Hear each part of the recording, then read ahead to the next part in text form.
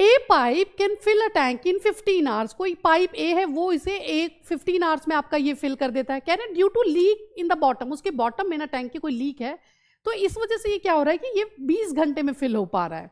तो कह रहे हैं if the tank is full, आपका टैंक अगर फुल है तो how much time will the leak take to empty it. तो सिंपल सा हम क्या करेंगे, हम मान लेते हैं कि ए पाइप जो है ये 15 आवर्स में इसे फिल कर रहा है, लेकिन इसे जो ये लीक की वजह से क्या हो रहा है, तो लीक की वजह से ये 20 आवर्स में अब फिल हो रहा है ना, इन्होंने ऐसा ही कहा है।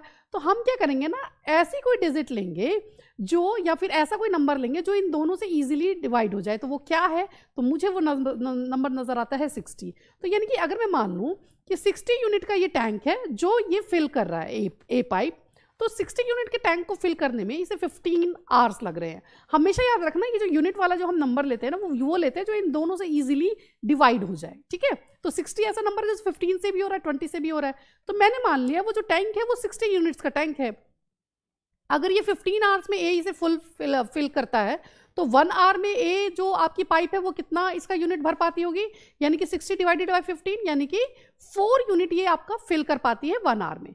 अब लीक की वजह से क्या हो रहा है कि 20 आवर्स लग रहे हैं, तो लीक की वजह से इसका मतलब क्या है कि 1 आवर में कितना फिल हो पा रहा है, तो 60 डिवाइडेड बाय 20 यानी कि 3 यूनिट आपका फिल हो पा रहा है।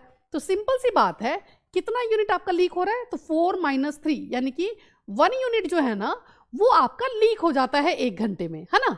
अब ये कह रहे हैं कि how much time will the leak take to empty it.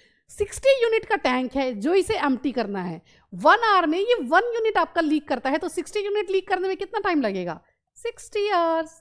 Easy.